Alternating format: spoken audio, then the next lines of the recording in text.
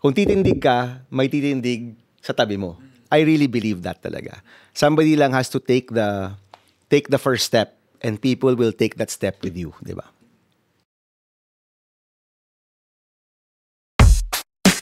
Listen up, yo. Linya Linya Show. Listen up, yo. Linya Linya Show. Listen up, yo. The Linya Linya Show bumabalik every week. Parang yo-yo. Sa office, sa condo, sa FX, sa kanto. Walang pinipili, basta Pilipino. Listen up, yo. The Linya Linya Show humahalik sa'yo cheap. Parang hits mo sa teres, sa banyo, sa kitchen, sa kwarto. Walang pinipili, basta Pilipino. Nagsimula sa wala na namang magawa. Ang dami-daming ideya, hindi makasimula. Umaga't ginabi, wala akong napala. Paano nga mabibigla sa pagkatanikala? Iba na ang mundo, ang hirap tumayo. Punong-puno na ng alitan at palibog. Sabay si Jim at Sam, ang payo sa akin. Wake up, wag ihikab and just do your thing. Tapos naisip ko, kaibigang si Victor. Wala nang tansya-tansya pa sa kayagan sa mundo. To the millions and millions of listeners around the world, welcome to the Linya Linya Show, live here at the Linya Linya headquarters. Isang karangalan na makasama natin ngayon, Filipino politician and social entrepreneur, former Senator Bam Aquino. Bam! Ay, boom! sorry, nag-iba. Hi, Ali. Hi, Magandang sir. araw. I'm happy to be here at the Linya Linya office po sa Libis. Yun, kumusta Sen Bam? Kumain na ba kayo? Well, yes, kumain na at kumakain ngayon ng Chelos Donuts tsaka ng kape niyong masarap. Ay, ayan nga pala, Sen, ang kape-kape by Ayun. Linya Linya. So, hindi lang tayo t-shirt, meron na rin tayong kape. May kape na rin, ha? Totoo, Sen. Masarap. Di Okay ko ba? nga alam na inyo to. Kakasabi ko lang, masarap eh. Grabe. Oh, congrats. Thank you, Sen. Salamat for giving time para makakwentuhan ka namin dito, Sen. And sabi ko nga, gusto kong simulan sa isang pagpapasalamat, Sen. Kasi simula pa lang ng linya-linya, nakasuporta na kayo sa brand. No? Sa mga hindi nakakaalam, nag-start yung linya-linya sa Yabang Pinoy. Yes. No? Yun yung isang Filipino Pride org. Doon nagsimula yung linya-linya na nasa isang maliit na booth pa lang kami. Nasa isang maliit na bazaar space na hindi nga magkasya yung 2 tao. No? At advocate din doon si Sen bilang sumusuporta rin yung Yabang Pinoy sa mga Filipino entrepreneurs. And then bandang mga not sure kung 2015 or 2016 ba yun, Sen Bam, na na-interview mo yung linya-linya. Naalala Yes, that's right. Oo. Sa isang radio I think sa Go Negosyo radio show. Radio show. Oo. Ayun, na-guest din. Hindi ko na maalala yung year eh. Pero, yun, masaya akong makapagpasalamat, Sen, in person. Oh, thank you. And alam mo naman, even during the bazaar days and sa Go Negosyo, naspatan ko na na special yung linya-linya. I'm a fan. Marami ng shirts ang dumaan sa akin rin.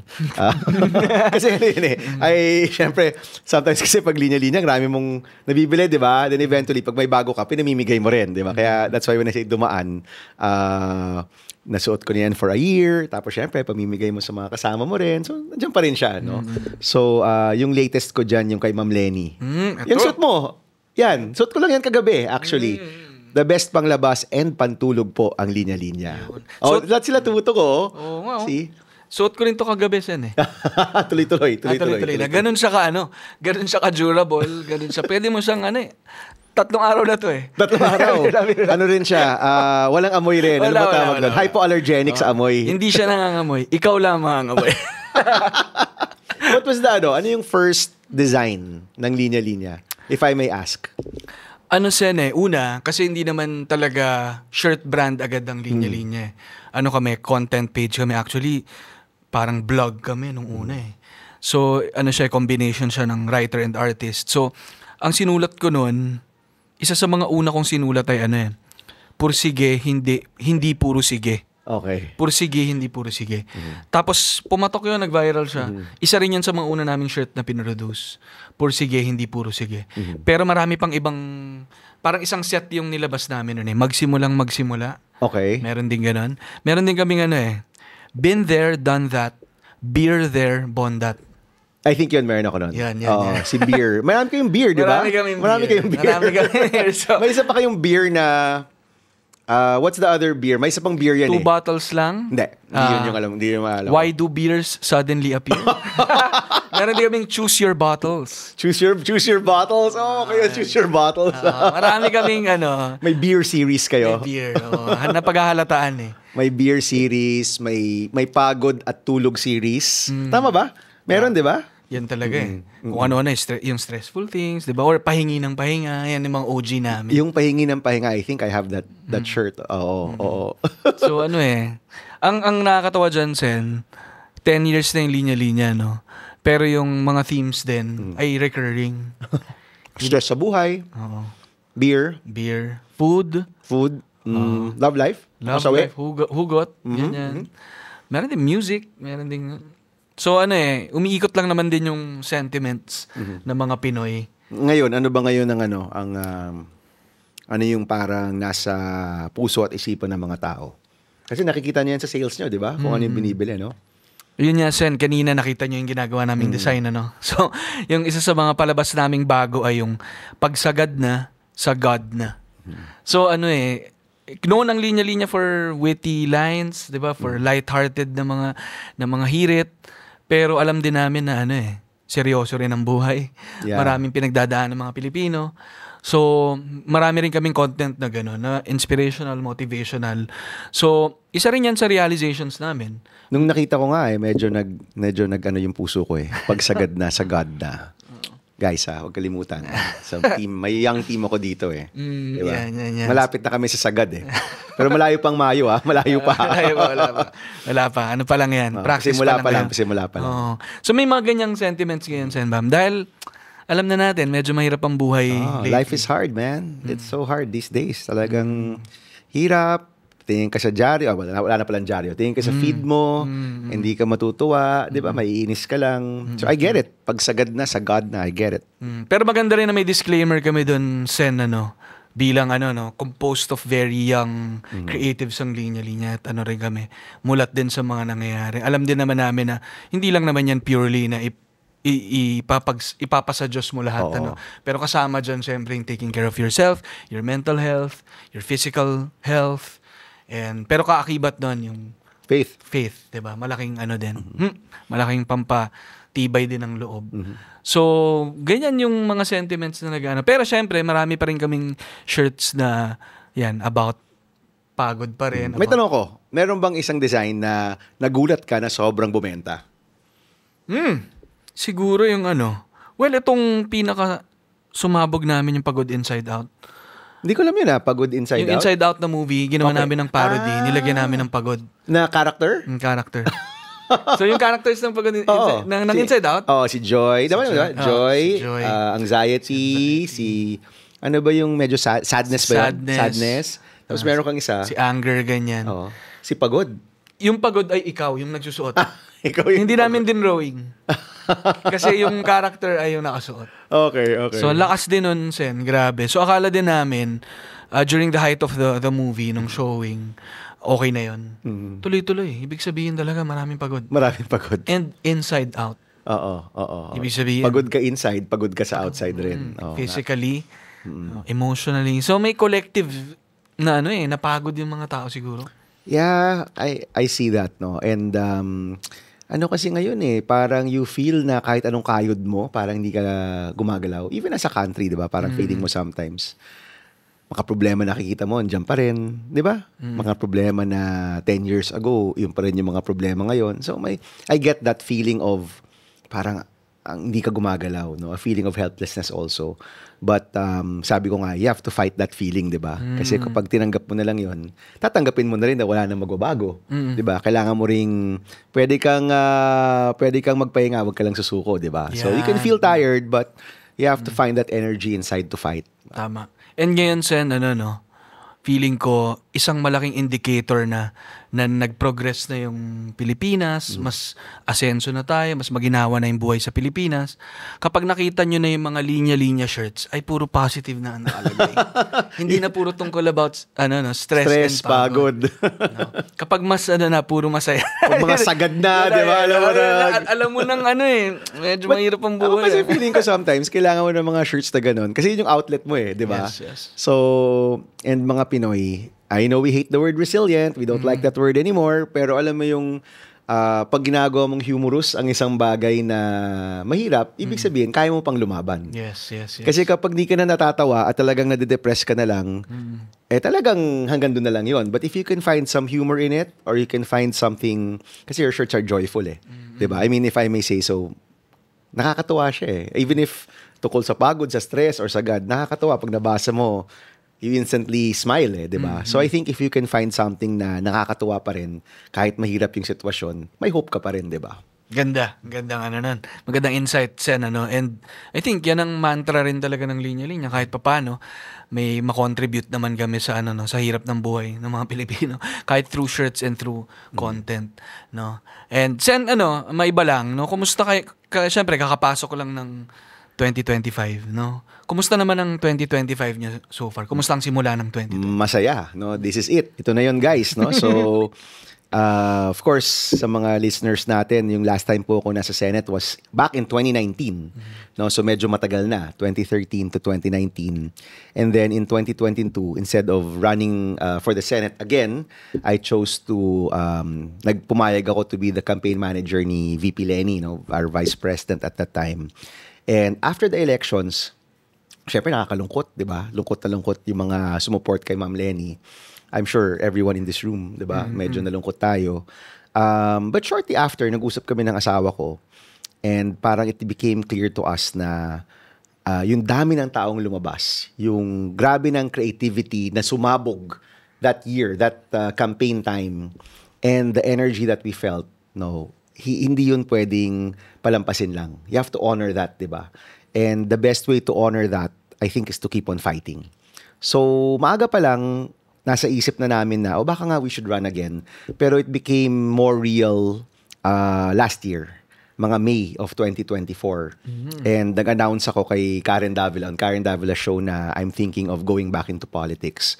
And sa totoo lang, Ali, at that time, siguro sa survey, parang 24 ata ako. Talagang suntok sa buwan. It was really a leap of faith. And slowly, from that time until December of last year, nakita mo rin yung mga tao na unti-unting sumusuporta, lumalabas, nagkakaroon ng energy ulit, and also some creativity, di ba? Which is what we want to see in a campaign. And itong going into February, we're already there, anywhere from 10 to 15 na kami. So, kumakatok na kami, di ba? We're right there. And itong 2025, because people, I think, habang palapit yung campaign, mas nag-concentrate na sila, no, sa mga tumatakbo, sa mga mukha na nandyan, kung ano yung mga nagawa na at hindi nagawa, or ano ba yung mga, kung may track record ba ng korupsyon o may track record ba ng kabutihan. Parang habang palapit yung eleksyon, we see more support, no, for our campaign. Kaya it's a very energetic 2025 for us. Grabe ang pasok ng 25K Sen Bam, Pero maaga-aga pa lang, nyo na, 2024, napag-isipan nyo ng tumakbo ulit, no? Pero bago yun, Sen, kumusta yung experience nyo mag-run ng campaign for Attorney VP Lenny?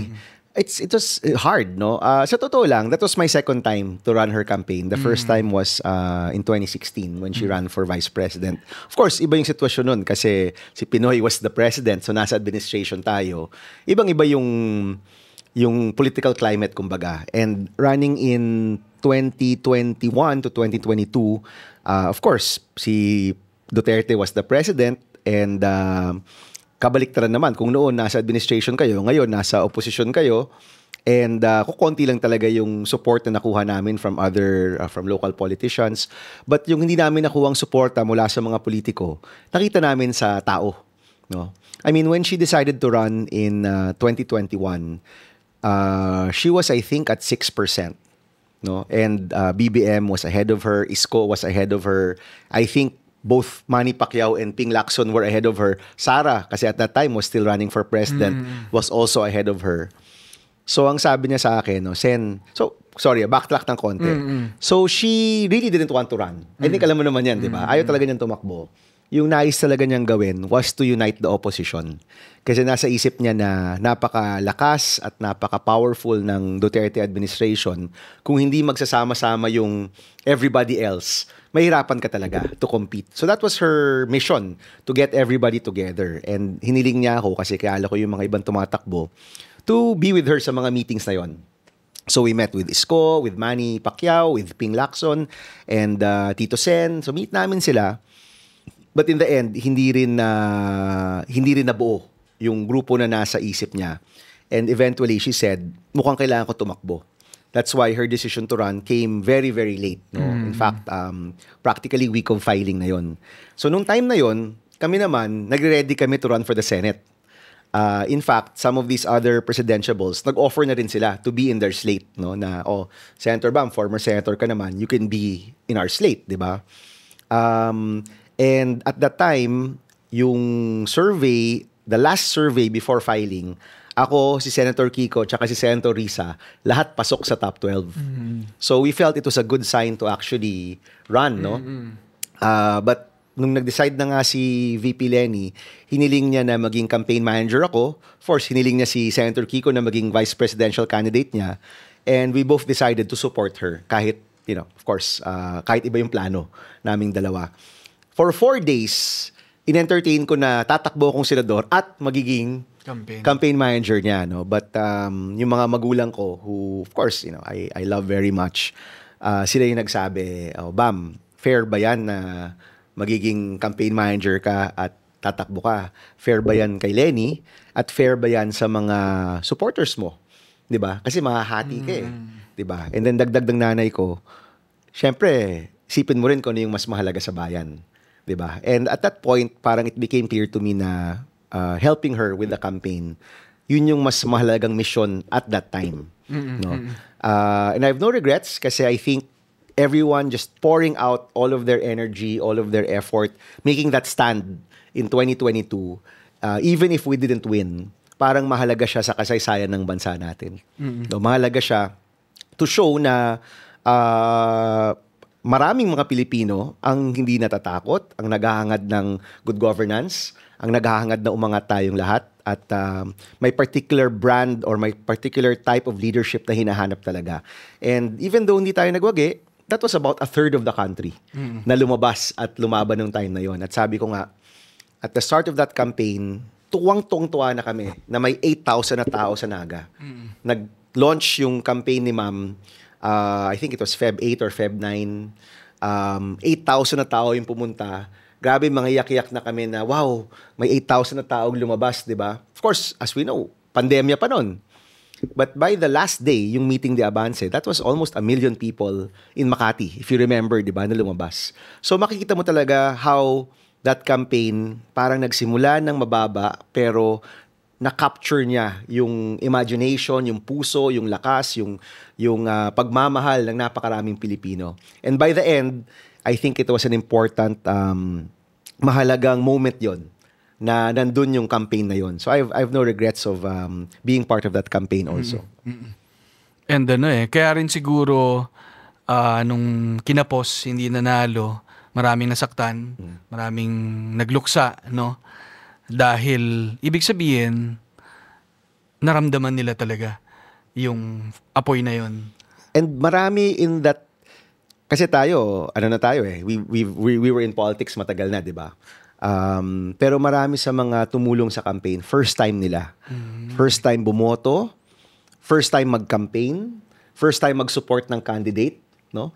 So, syempre, parang first love yan, di ba? Kapag binrakan mo yung first love mo, talagang devastated ka. So, there were a huge percentage of the campaigners na mga kabataan din na unang beses lumabas at lumaban, talagang lungkot na lungkot sila. But I think ang maganda dyan is much like first love, di ba? Pag binrakan mo na yung pangalawa, medyo mas ka na, parang mas namamanage mo na yung sarili mo at namamanage mo na expectations, di ba? So maybe itong pangalawa, mas matibay na rin yung mga tiyan natin para lumaban ulit, di ba? Ang mahalaga nagmahal. No? T-shirt ba yan? T-shirt ba yan? Parang t-shirt yan kasi parang sasabi ko lang, Seth, parang parang naparamdam din natin siguro sa mga, yung mga first time voters, first time campaigners, kung paano magbuhos din ng lahat. And at that time nga ito, kasi I just met with marami na kasing reunion, di ba? Kasi we're preparing for the campaign. Sabi ko nga, nung time na yon patas-patas tayo eh. Lahat tayo, walang sweldo. Lahat tayo, may sakripisyo. Lahat tayo, araw at gabi, talagang ito yung inaatupag natin, di ba? And from the candidate to the campaign manager to your volunteers na nag-house to house, whether they're students, office workers, artists and influencers, lahat nag-aambag lang. And that's why it became so special. Di ba? Kasi parang lahat tayo may ino-offer. And sabi nga ni Lenny, I was the candidate. Of course, it was around me, but she'd like to think, and I'd like to think, it was about the country, di ba? More than just about one person. So sabi niya, parang to be part of that, maging bahagi nung ganong klaseng paglalabas ng emosyon para sa bayan, parang napaka-special nun. And ako kasi, I was old enough to be part of EDSA, the first one, di ba? Although 9 lang naman ako nun, but I was there. And for many of the young people, parang naranasan nila yung spirit ng EDSA without even thinking about the EDSA revolution. Pero naranasan nila yon. And that's why it was so special for people in my generation kasi nakita mo dun na sa period na to, patas-patas tayo, 'di ba? Babae, lalaki, LGBT, mayaman, mahirap, religious, conservative or liberal, lahat nagsasama-sama, nagtutulungan, setting aside differences for something bigger, 'di ba? And I think that was an important campaign. Although, again, hindi tayo nagwagi. At kailangan sa mga susunod na panahon, if we are able to organize easier, faster, if we're able to learn from our mistakes rin from the past, we should be able to get that same energy but win naman this time, di ba? Yun palang itatanong ko sana, Sen, kung anong marami ring takeaways kasi, Super. Sa totoo lang kasi, very practical, ito mga practical considerations. Nangyari yun sa gitna ng pandemya. Marami sa mga kababayan natin, wala pa rin trabaho at nagsusurvive sa ayuda. So kapag yung kapitan mo, yung mayor mo, sasabihin, kung di mo boboto yung gusto ko, wala ka na sa listahan ko. Seryosong bagay yun. That's why I always say nga, alam mo, sabihin nyo, vote wisely, vote wisely. Alam nyo ba talaga yung hinihingi ninyo sa mga kababayan natin? Kapag sinabi mong vote wisely, wag tanggapin yung pera. That's 1 month's salary na hindi mo tatanggapin. Yung going rate sa ibang mga probinsya ngayon, umabot na ng 15,000. Diba? So, hindi siya maliit na bagay. Kapag sinabi ko, vote wisely ka, malaking hinihingi mo sa tao na, uy guys, ito malaking pera to, pero kunin mo na lang yan, pero find a way na lang to vote for the people that you like. Diba? So, hindi siya maliit na bagay. Yung social media, na of course, I'm sure napag-usapan na many times tungkol sa misinformation, tungkol sa fake news. Pero, yun na yung laban eh. That's really the fight, di ba? And kung hindi ka nakaka-compete online, huwag ka na mag-compete. Di ba? Huwag ka na mag-compete if you're not able to compete online. I think one thing we learned was that yung spending mo rin sa traditional media, which are your TV ads and the usual networks, yung kawalan ng ABS was a huge deal in the campaign, and then yung pag-focus sa social media, and iba-iba rin yung spending dyan, di ba? Iba-iba rin yung paraan ng paggastos dyan. Parang nagbago rin yung paraan ng pangangampanya. No? But yung nakatapat naman sa makinarya at nakatapat sa daang-daang mga paid warriors, no, ng ibang mga grupo are volunteers, no? Because by May, we were hitting 45 to 55% share of voice, no? Meaning nakakatapat na tayo dun sa makinarya ng ibang mga katunggali. While during the presidency of President Duterte, yung quote-unquote opposition during that time, di man lumalampas ng 15% share of voice. So it was when people came out at talagang nag-engage at nag-volunteer, dun tayo tumapat at dun tayo nakipagsabayan. Kaya lang, it was only maybe for 45 days. So bitin siya. So ako, for me, ibig sabihin nun, kaya natin makipagsabayan. And in fact, one good thing after the campaign, pansin nyo, mas matapang na yung mga tao online ngayon. Noong time ni President Duterte, tahimik na tahimik talaga eh. I mean, I was in the Senate during that time at bugbog na bugbog ako noon, whether it's trolling or fake news. And ang konti nagde-defend sa akin, di ba? After that campaign, nung nakita ng mga tao, kaya magandang may rally kasi nakikita mo yung mga tao, dito pala tayo. Ang autocratic tendency, mga regimes na may autocratic tendency, they want you to feel na you're alone. 'Di ba? Ang gusto nila, ikaw mag-isa ka. Wala kang kapangyarihan mag-isa ka. So the way to break that is to show hindi tayo nag-iisa. Actually, marami tayo. Marami tayong may concern sa gantong bagay. Marami tayo na nagmamahal sa bayan. And, those huge rallies and yung online resurgence showed na hindi pala tayo kukonti. Ang problema lang, nakakalimutan, ang bilis makalimot ng Pilipino. 'Di ba? But if we recall lang, just a few years ago, napuno natin yung Pilipinas na pink yan from top to bottom, 'di ba? Hindi tayo kukonti. And we realize na there's power with people. Power is not just with the politicians or with the agencies, 'di ba?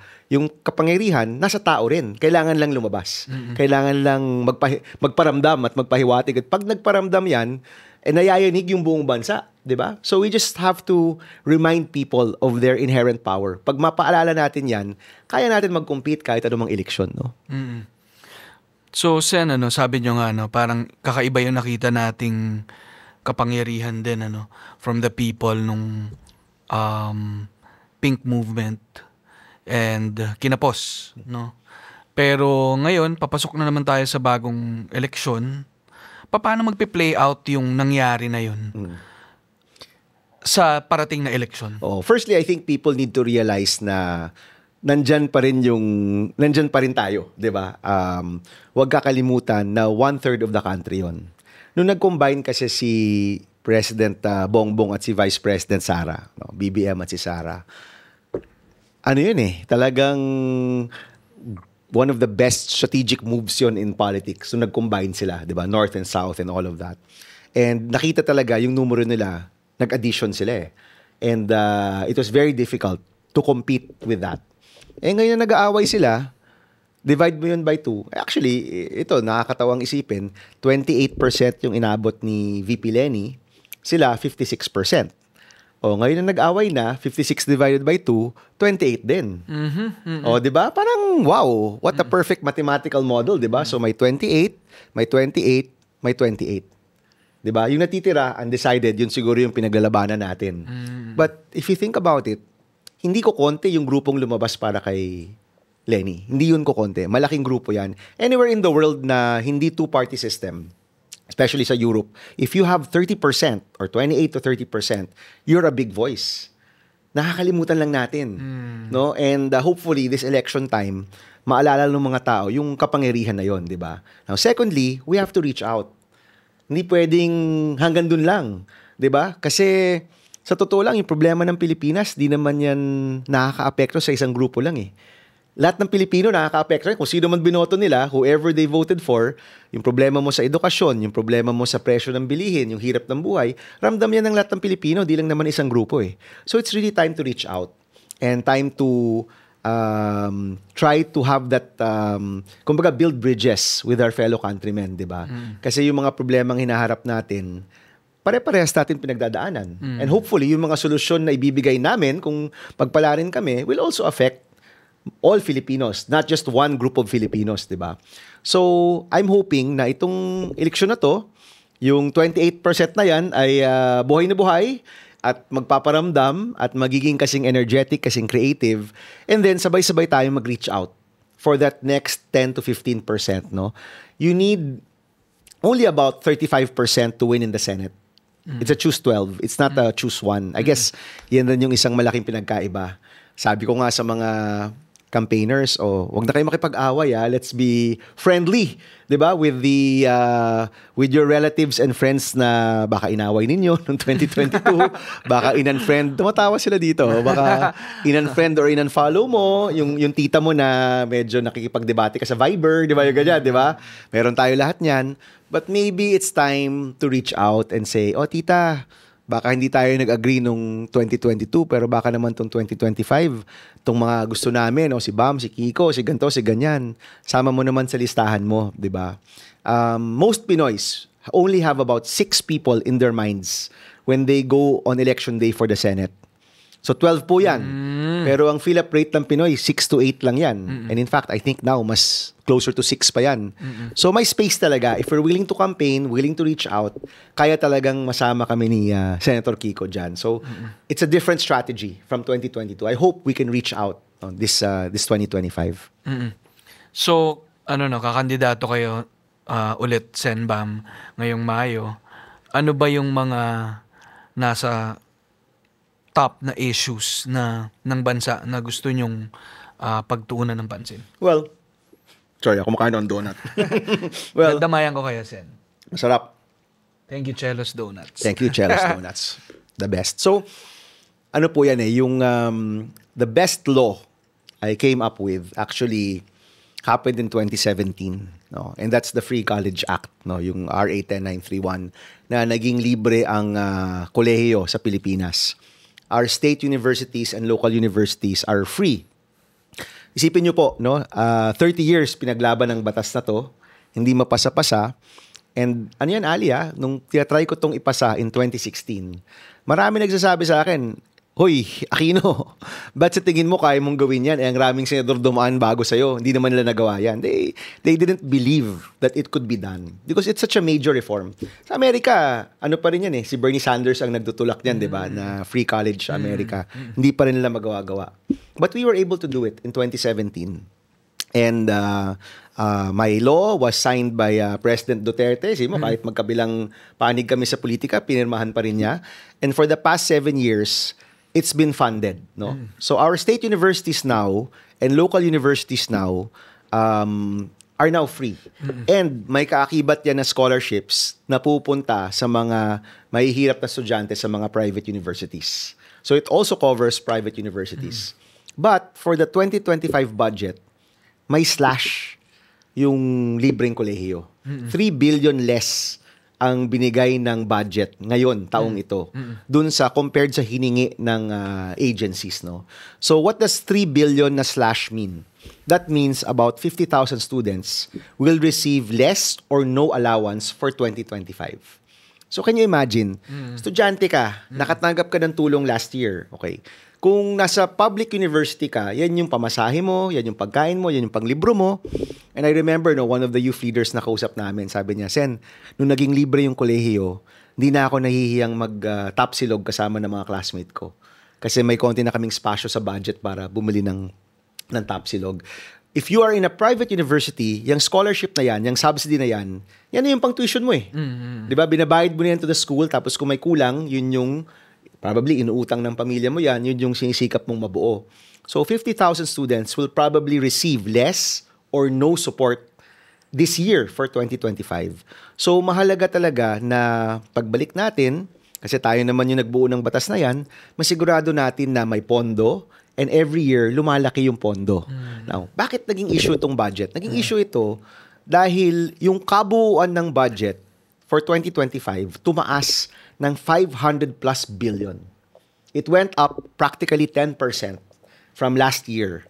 And yet, may slash sa PhilHealth, may slash sa DepEd, may slash sa CHED, which is the Free College Law, may slash sa mga iba't ibang ahensya na tumutulong sa mga mahihirap. So, paano mo ma-justify yun, di ba? Na yung kabuuan tumaas, pero yung mga programa na diretsang tumutulong sa tao, may mga natanggal.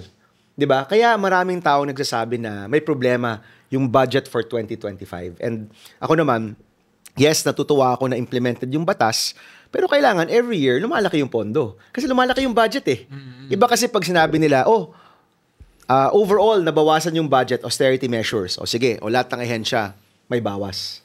Ang nangyari ngayon, tumaas, pero yung mga programa na pinakamahalaga, may slash din siya. So, ba't ganun, di ba?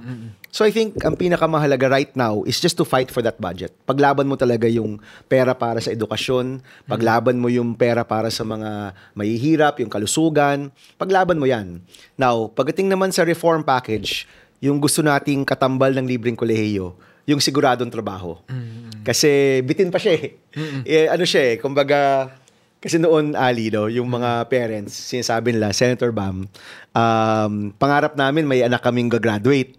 Okay, check. Nagawa natin ng paraan. Ngayon naman, Senator Bam, yung problema namin, yung anak namin, nakagraduate na. Wala pa rin trabaho, di ba? So, we need to really integrate yung ating educational system with the businesses, yung mga possible na papasukan. Yung technical term dyan, yung jobs mismatch, di ba? Yung courses natin, hindi siya nagmamatch sa pangangailangan ng merkado. And unfortunately, in our country, para siyang kanya-kanya Di ba? Pag graduate mo, ito, experience ko to, I don't know kung experience nyo to, pag graduate mo, bahala ka na. Bahala ka sa buhay mo, di ba? You're on your own. But in other countries, because connected yung curriculum development with the businesses, konektado yung OJT sa mga pwedeng pasukan, may mga placement offices, even before you graduate, may job offer ka na. No, particularly in Europe, ganun yung sistema. So, we want to see that in the Philippines. Integrated lahat yan para yung proseso ng paghahanap ng trabaho mas madali sa mga kabataan natin. And then, we don't just do tertiary, pati grade 12, no? Kasi right now, yung pangunahing batikos sa K-12 is that even if you graduate grade 12, hindi ka pa rin employable, no? And if we're able to integrate, kung ma-integrate natin lahat yan, you're graduate of grade 12, you're graduate of college, at kahit out of school youth ka na, mas madali yung proseso na makakahanap ka ng trabaho kung meron talagang tutok yung gobyerno sa pagtulong sa'yo na mahanap yung trabahong nais mo.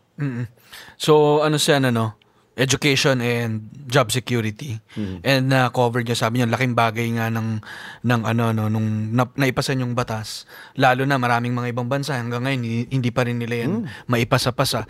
Pero may mga ilang nagki-criticize din sa free college, no? May mga nabasa din ako na sinasabi nila parang may tuturing na misallocation of resources daw kasi may mga dropouts daw. Dahil karamihan daw ng dropouts nasa elementary. That's true. And bakit daw sa college tayo gumagastos? Hindi raw po ba dapat mas maagapan yung mga hindi nakakapagtapos? Di hamak malaki ang budget ng DepEd. The budget of DepEd is in hundreds of billions, no? So of course, karamihan ng budget nasa DepEd talaga yan. Kasi nandyan yung karamihan ng mga bata. No. So tama lang yan. Maraming reforms ang kailangan sa DepEd. Everything from curriculum development, infrastructure development, pagkakaroon ng internet and gadgets, teacher support and teacher development. Napakarami niyan. It's just that siguro itong pagtutok sa tertiary, ito yung naging advocacy ko, 'di ba? So by all means, we need to do all of those reforms as well.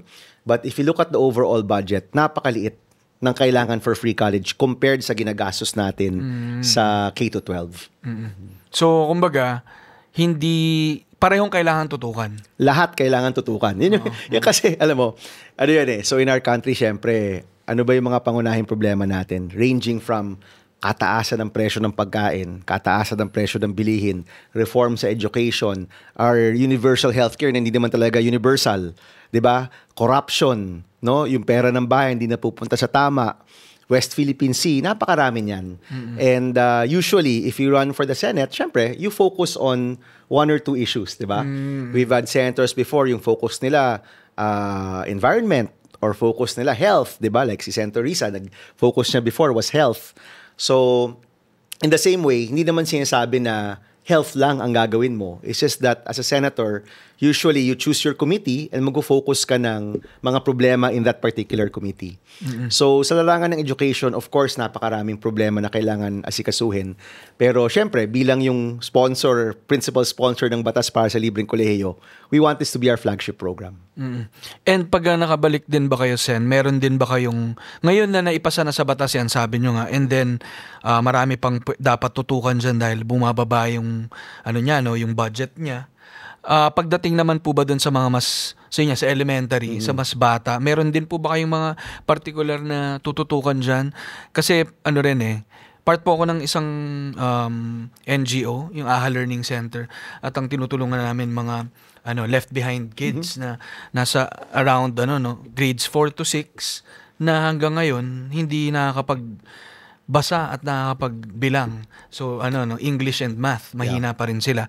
So meron po ba kaming maasahan sa inyo pagdating sa na yan, sa pagtutok sa naman sa mas bata, no? Dahil yun yan, ang punto nga 'di ba ng mga nagki-criticize din doon ay parang hindi ka naman naabot doon sa tertiary kung dito pa lang hindi ka na makausad sa mas bata ka pa lang. So, syempre, ang raming reforma kailangan dyan, pare, no? So, you start with teacher support.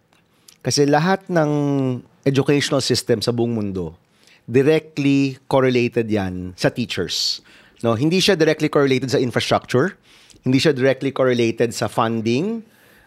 It's really more teachers. Of course, funding of teachers na rin siguro, no? So, yung mga teachers ba natin, well-trained ba sila? Yung mga teachers ba natin ay nakapagtuturo talaga?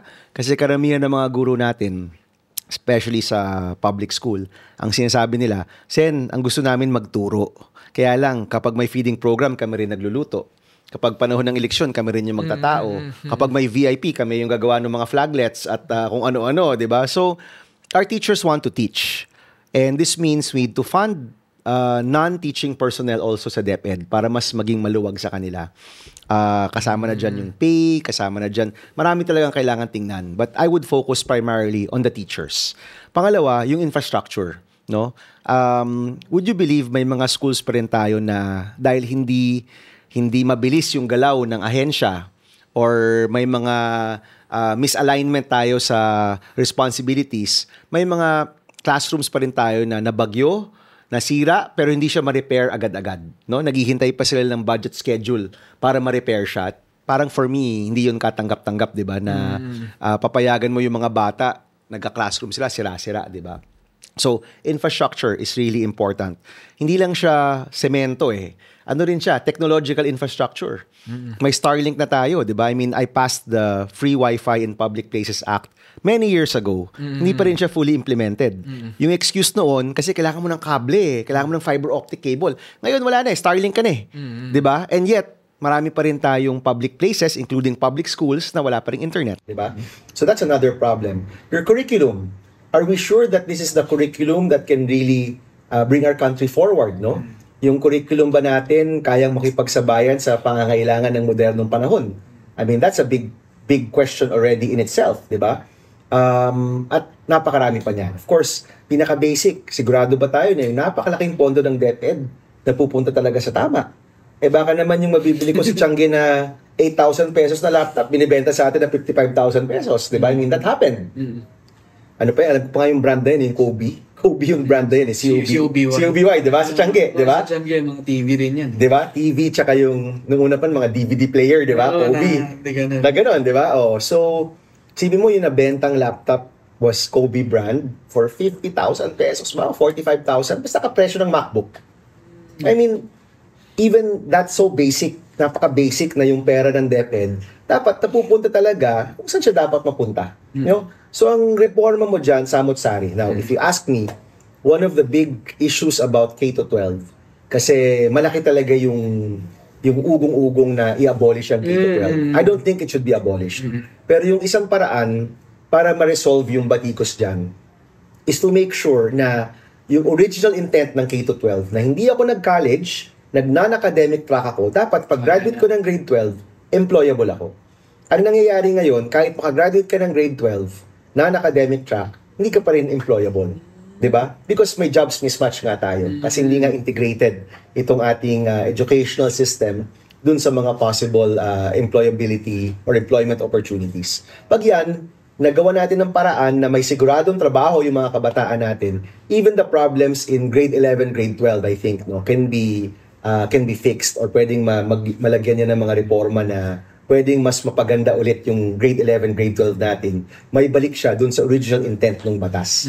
No? So, napakarami niyan. So many things. You talk about kids na medyo delikado, SPED. Our SPED is so underfunded. Di ba? Kailangan pondohan natin yung SPED.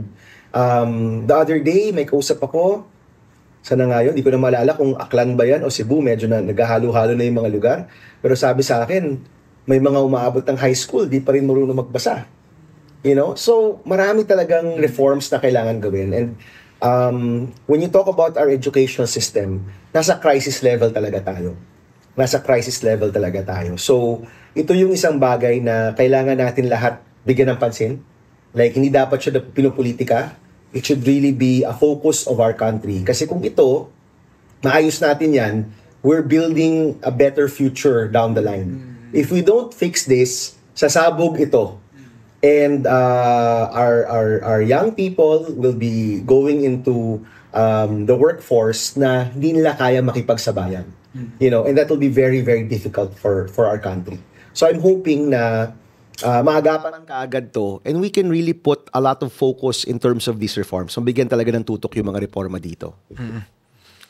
Grabe, education pa lang guys, isang buong episode na tayo. Ang dami ko rin gustong 10 episode na yan, guys. Sa totoo lang. dami ko pang gustong tanungin about education kasi nga ang dami nating problema dyan. At yun nga, isa pa sa mga pinaka naging controversial ay mga nangyari sa DepEd. So parte rin yan ang dapat talagang asikasuhin. Ano pong thoughts nyo, Sen, sa paglaganap ng AI or artificial intelligence? Anong posisyon nyo sa paggamit o hindi paggamit nito sa eskwela, sa trabaho, sa namang gobyerno? choice Wala namang choice yung that's like saying sa mga communicators, wag kayo gumamit ng social media. Alam mo yun? When social media came, so I ran for the Senate in 2012 and nandun pa ako sa good side of social media, 'di ba? Social media will be, will make our country more democratic. Will give a voice for everybody. By 2016, ito na, fake news, trolling, misinformation, talagang lumaganap na siya, 'di ba? So, nakita ko how that technology changed the world. It changed the way we communicate, it changed the way we do business, it changed the way we govern, 'di ba? It's gonna be the same for AI. Kahit ayaw mo, wala kang choice. Education, commerce, communication, everything is gonna change because of AI. So, hindi siya tanong na gagamitin mo ba ito o hindi. It's paano mo ito magagamit para masigurado mo na kabutihan yung mangyayari at hindi madedehado yung mga dehado. Kasi yung problema dyan sa AI, kung wala kang access dyan, mas dehado ka. 'Di ba? In the same way, again, yung mga kababayan nating walang access, sila yung mas madedehado pa. So how do we make sure na pagdating ng AI, dapat matulungan niya yung mga dehado kaysa sa mas madehado pa yung mga dehado. Ito yung mga kailangan natin pag-isipan. Hindi tungkol sa dapat ba to nandyan o hindi. Kasi hindi naman yan Hindi choice rin mo. natin kontrolado. Hindi mo rin kontrolado yan. Now, between us and among our listeners, marami bang nanonood dito, nakikinig? Millions and millions. Millions. And millions. May Z po yan, Z. Is that a wrestling reference ba yan? Yung millions and millions. Yan, si The Rock. The Rock yan, di ba? So yung inaral ko sa Yale, so naging fellow ko sa Yale in 2023. And yung inaral ko doon was using AI in government transactions. Utilizing artificial intelligence for government transactions. Actually, AI and blockchain. So, marami tayong issues now on corruption. We're talking about the budget. But yung punot dulo kasi niyan is really transparency. Hindi nakikita ng mamamayan ano ba yung nangyayari. Kahit nandyan yung budget, ano yan, as you know, ano yan, parang 5,000 page document yan. Kahit nandyan yan sa harap mo, di mo naman yan maiintindihan ng basta-basta. So, hindi talaga siya transparent in that sense, even if it's available. But all of this corruption kasi happens in a very non-transparent situation. And ang mga tao, mahirap talagang intindihin yan unless eksperto ka. 'Di ba? Pero sa tamang paggamit ng teknolohiya, kaya mong mas maintindihan yan, kayang ma-analyze yan, kayang maibulat-lat yan sa mas maraming tao. And I'm hoping na one way to fight corruption is not just voting for good people. Of course, importante yan. But also by bringing in new technologies that can actually be a way to fight corruption. Kasi pilit niyang binubukas yung mga bagay na pilit na tinatago. 'Di ba? Gamit ang teknolohiya. So, ano 'yan? Just you wait, guys. Just you wait. Just you wait. Just you Kaya wait. nang i-chat GPT yung buong budget That's it. Kung ano. Yan yung inaral ko. Is there corruption in this? No, hindi nga yung tanong is there corruption Yung tanong diyan there is a 5-kilometer road in ano bang hometown mo, pare? Mandaluyong na ngayon. Mandaluyong na. Hindi Quezon City. Well, mahirap ng construction dito kasi palagi ko puro kalsada na, di ba? Kaya ilan, Tarlac, taga-Tarlac ako.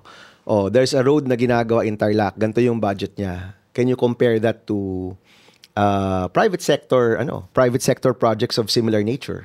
Kaya ni ChatGPT yan. Na nakatrain siya on the budget. Di ba? That's what I mean. And then, pwede mo i-compare. Okay. Bakit yung classroom. Bakit yung classroom sa gobyerno, 3 million yung cost, pero yung private sector can do it for half the price? Diba? And your AI can do the comparison. Even as far as analyzing kung nangyari nga yung mga project. Diba? Kasi you can already utilize satellite imagery to check kung yung tulay ba ay nagawa, 'di ba marami yan before, 'di ba, yung tulay na fake. Tsaka maninipis na. Well, di ko alam kung yung maninipis kaya makita ng satellite. But yung presence man lang, 'di ba? So, how do you check? Napakarami niyan. How do you check? Well, if you have the technology and you can access satellite imagery, pwede mo talaga ma-check kung yung tulay na dapat nandyan ay nandyan ba talaga o wala. 'Di ba? And it can be done using technology. So, to fight corruption, hindi lang siya tao Sa sobrang laki ng issue natin, sa sobrang laganap niyan, hindi siya kakayanin ng tao lang 'Di ba? Kailangan systems talaga 'yan. Kailangan technology talaga 'yan. At palagay ko 'yan yung best way. And the public pressure or the public role here is to push that these technologies be utilized for governance. 'Di ba? Kasi marami tayong cases, gusto natin mag-computerize pero pinipigilan yung pag-computerize ng ilang mga ahensya, 'di ba? Once the AI wave comes, dapat yung public, pinapayagan niya, pumasok tong mga teknolohiyang ito para mabulatlat lahat yan at makita natin lahat ng mga transaksyon na yan. And kailangan bantayan lang, no? Kasi nga, katulad ng kahit anong technology, pwede rin gamitin sa hindi magandang paraan. Exactly. Pero kung maaral at magamit sa tama, wow, grabe nga yung na magiging tulong niya. And ngayon kasi, I think marami sa kababayan natin feeling very helpless na pagdating sa corruption.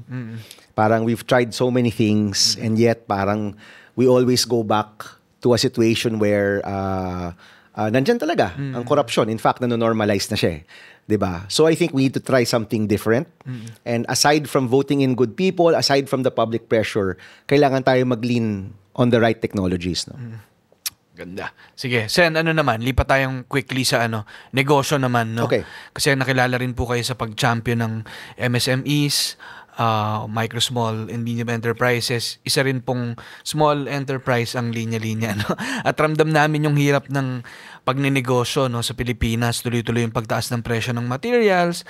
Kapag wala kang sapat na ipon, na-imagine ko yun, lalo na yung sa mga startups talaga, na kapag wala kang sapat na resources, hindi ka makautang. Hindi ka makautang. Isang dapa mo lang sa sales, may danger na talagang malugi at magsara na yung negosyo mo, no? Ano po ba yung mga sa tingin ninyo ang mga pangunahing problemang dapat matugunan ng gobyerno pagdating sa pagnenegosyo sa bansa?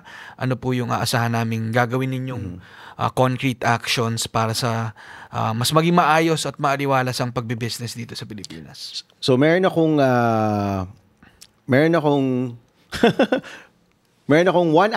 two answers. Ayun, okay.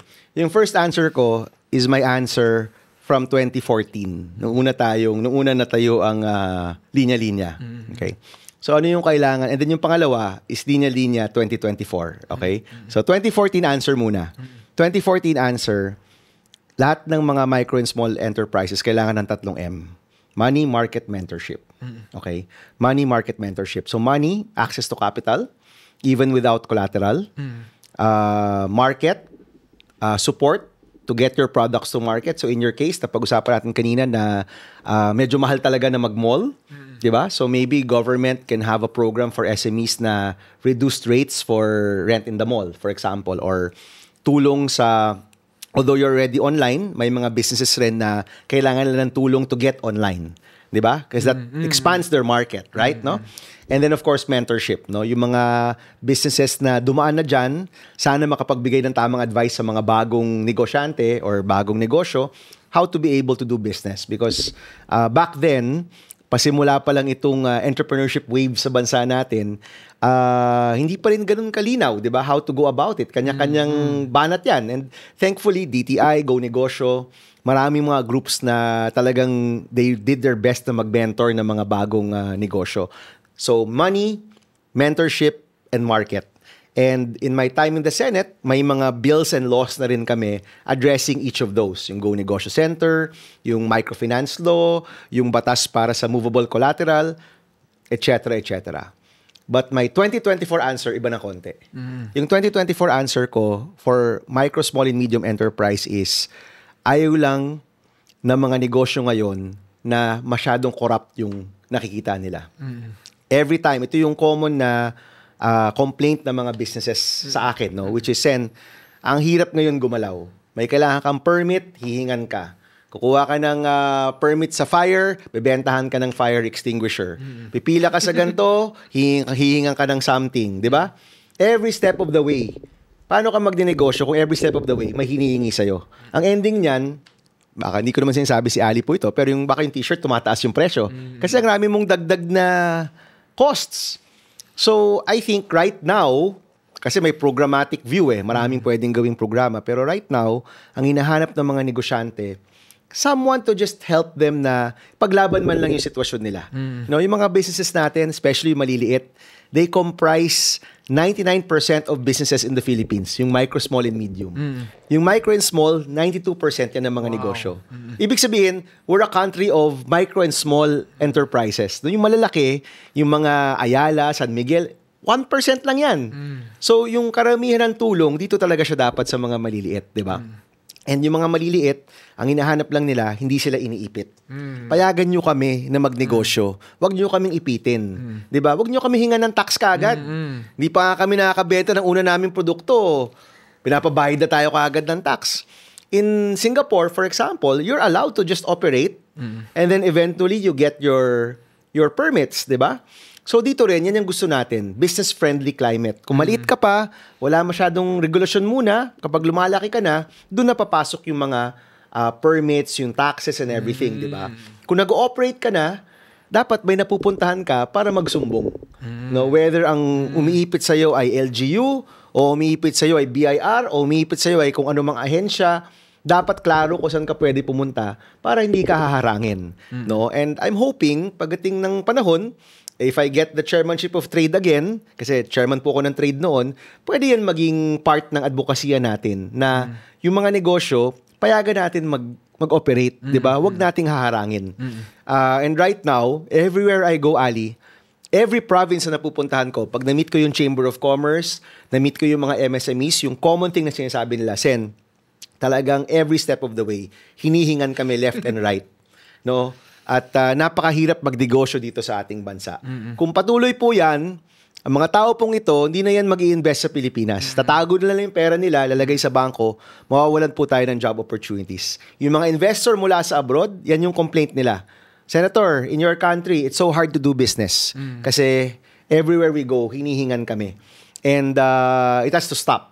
It really has to stop. Kasi hindi talaga tayo aangat kung ganyan po yung patakaran at pamamalakad dito sa ating bansa.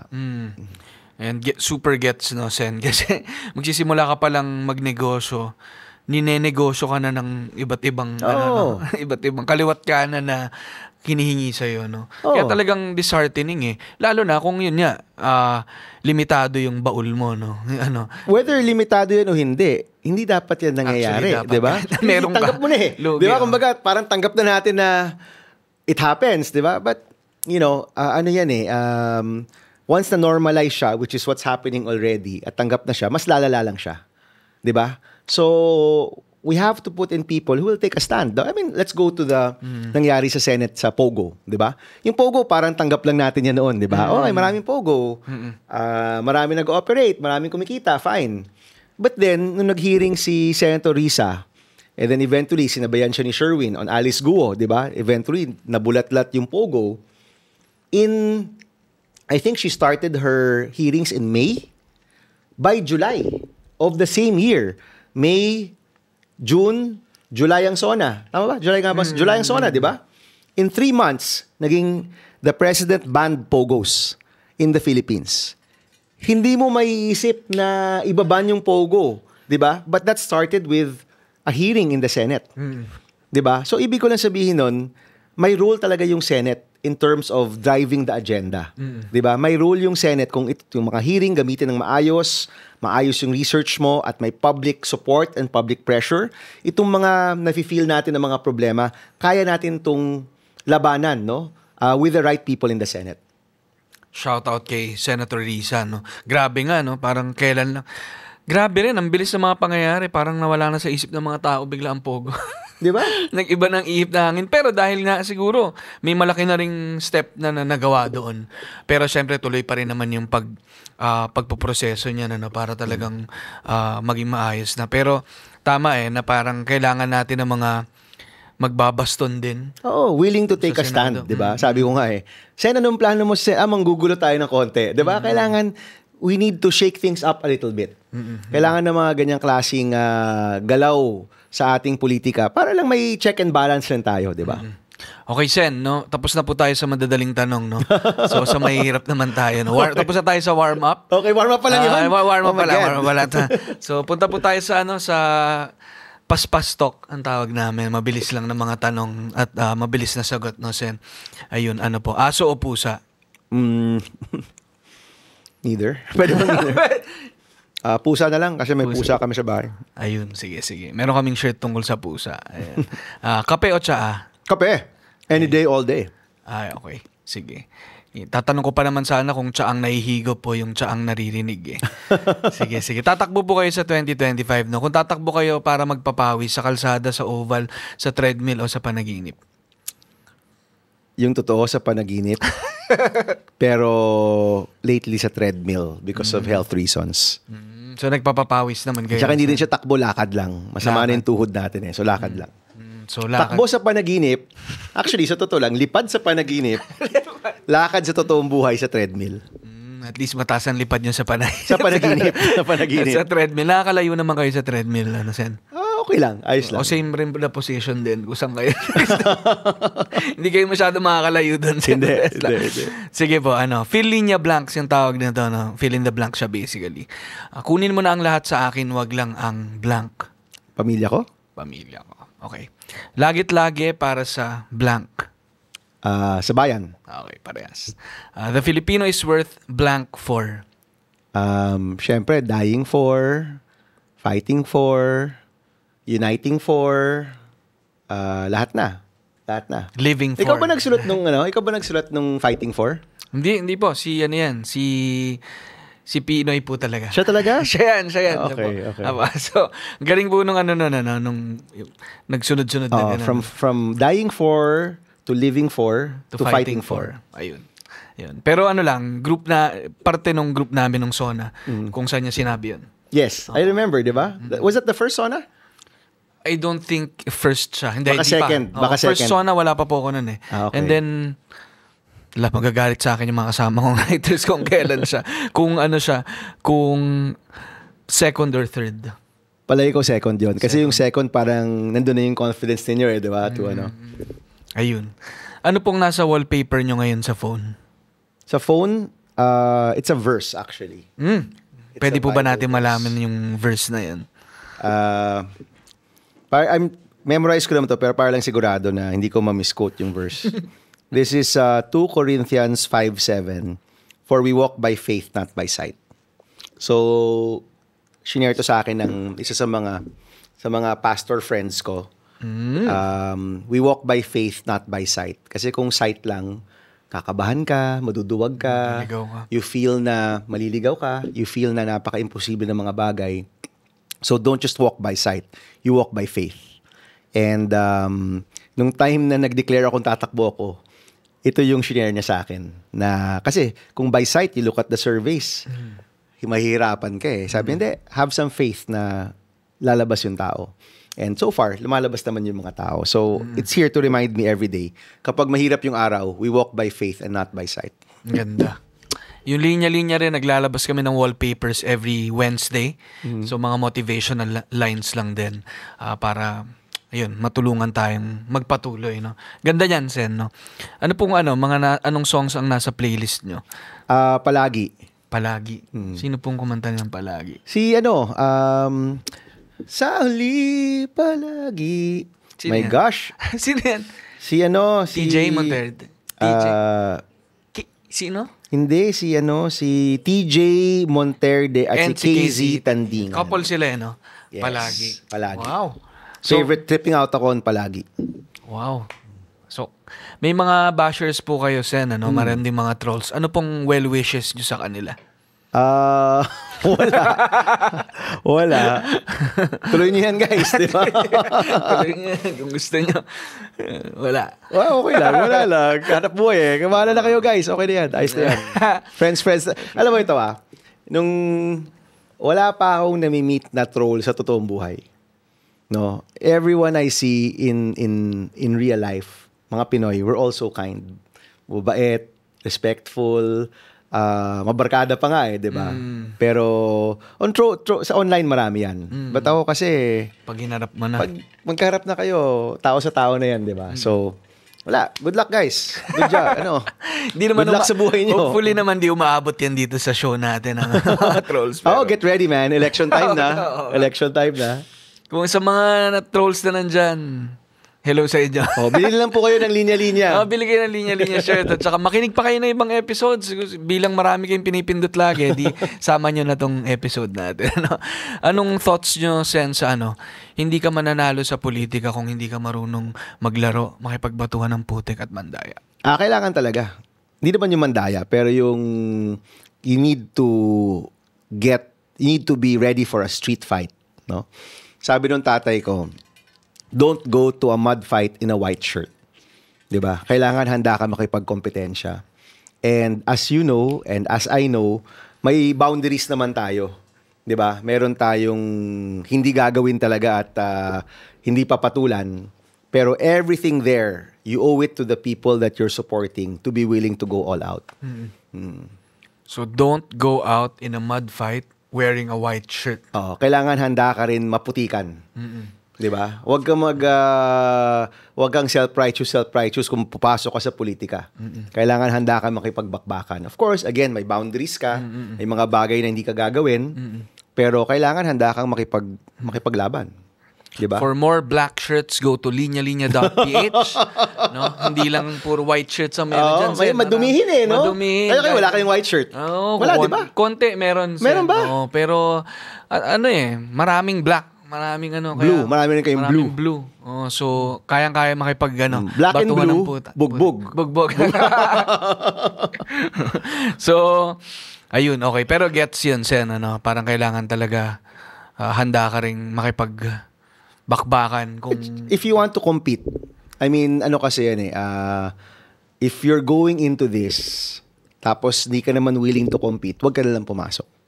Diba? Competition talaga siya. Kasi kailangan mo manalo. Kailangan ka manalo. You're here. And wala akong issues dito. Like for example, noon, from the first time tayo pumasok, di ba? Parang kabadong-kabado tayo. Ay, huwag tayo maging epal. Mga tarpaulin, ganyan. Ngayon, kung wala kang tarpaulin, di alam ng tao na tatakbo ka. So, maglabas ka ng tarpaulin. And even if a part of you doesn't want to do it, kailangan ka maglabas ng tarpaulin kasi you want to compete. And you have to win. Di ba? So, ako, simple lang yan. Kung papasok ka dito, you should be willing to play the game, di ba? But you have your boundaries. May boundaries ka naman. Okay. Hindi maikakaila, Sen Bam, lumalabas na, parang pagdating sa leaders ng bansa, yung madalas na pipili ng mga Pilipino, yung matutunog yung pangalan, mga action star, mga macho, mga bargas, makilala yung pangalan, sikat at mayayaman. Sa tingin ninyo, may lugar pa nga ba para sa leaders na ang primary na tutok ay maglingkod ng totoo at tapat? Oo naman. At makikita natin yan sa susunod na eleksyon. Okay. Kung meron pa ang espasyo ang mga leader na ganyan. At ang mahalaga rin, syempre, may mga tumatakbong yun ang intensyon para may mapagpilian yung mga Pilipino. Exactly. Tsaka naman yan kung di ka mauuna, yun? Friend natin yung nagsulat ito, di ba? Kung tatayo ka, kung titindig ka, may titindig sa tabi mo. I really believe that talaga. Somebody lang has to take the first step and people will take that step with you, di ba? Yun, well, grabe, Sen, medyo napahaba na rin yung kwentuhan natin. Sa mga nakikinig dyan, salamat at umabot kayo sa part na to ng episode. Sana nagno-notes kayo, nag-enjoy din kayo sa kwentuhan namin ni Sen Bam, no? Sa mga nanonood, kanina nabanggit natin tong shirt na lagi para sa bayan. Ito yung collab shirt natin with Attorney Lenny. Available pa rin yan sa linyalinya.ph sa mga naghahanap. Thank you, Sen Bam. At meron din copy niyan si Sen. Bibigyan ka pa ata namin ng additional O sige, nandito pala yung iba. Meron na ba kayo ng pink nito, Sen? Anong kulay yung meron kayo? Meron ng kulay pink. Ito. Wala pa ako nito. May mga dagdag kaming ibang bago dyan. Yung sagad na, hingin ko yun. Ayan, meron Meron dyan. ba dito? Meron ito, meron na ako. Palitan ko to dun sa sige, sagad na. Ayan. Pag sagad na, sagad na. Ayan, Ayan ata yan, Sen. Ayun, perfect. Ayun. Perfect, Si Sen Bam ang unang-unang makakuha ng kopya na to. Kasi wala pa to. Hindi pa namin nilalabas talaga at this time. Pero by the time na pinapanood nyo to, labas na to. And yan, may pink tayo. Wala pa akong pink nito. I have the blue. So, sakto may blue na ako ngayon. Thank you. And then ito, ano naman, hindi lang Father's Day ang hinihintay natin. Kahit araw-araw, nandyan ang mga tatay na maabilidad. Ano? Maabilidad. Maabilidad. Dad. Hindi ko na-gets ka agad. So, slow. Thank you. Thank you, Ali. Thank you, Linya. Yan. I've been a fan for so many years and thank you for helping us out here. Salamat. Ayun. Hindi pa tayo tapos, Sen. Meron pa akong may isa pa akong tanong dito dahil po sa mga huling takbo ng pamahalaan sa Pilipinas at sa resulta na rin nung nakaraang eleksyon, may mga napanghihinaan na ng loob. Ano pa raw ba yung aasahan sa Pilipinas? Kung ang madalas na nananalo sa pwesto ay parang hindi naman angkop o nababagay manungkulan. No? Hindi natin sila masisisi.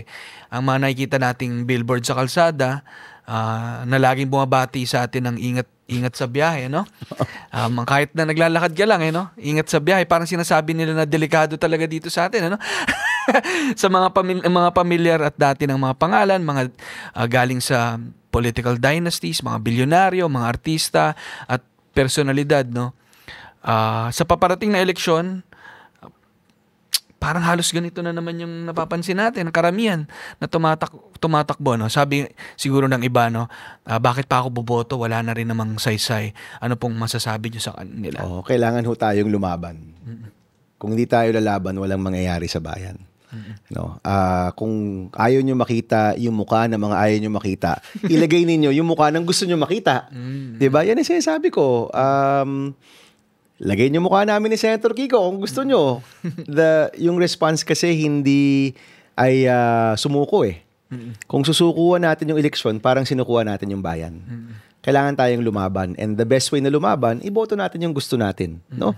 At naniniwala po ako, kung iboboto natin yung gusto natin, kaya naming manalo. Marami tayo, hindi tayo konti. Marami po tayo. Kailangan lang natin na magsama-sama muli. And that's our hope and that's our goal for May 2025. Magsama-sama po tayo muli. Lumaban tayo ng sama-sama. Kung isa sa t-shirt ang buhay nyo, Senator Bam, anong nakasulat at bakit? Hirap naman nun. Siguro ito na lang. Ito, favorite ko to today Pagsagad na, sagad na. Yun. Diba? Tiwala lang, guys. Faith lang, faith. Diba? Faith in God, faith in our people. Maraming salamat, Senator Bam, sa pagbisita dito sa Linya Linya at sa pagsagot ng mga tanong namin. At sana sa mga nakikinig, no, marami rin tayong mas nakilala natin si Sen Bam. At syempre, good luck sa parating na eleksyon sa inyo at sa team ninyo na sasabak sa ulit sa eleksyon. At good luck po, Senator. And salamat po sa suporta lagi. Thank you, Ali. Thank you, guys. Salamat. Ingat, guys. Ingat sa biyahe. Alright.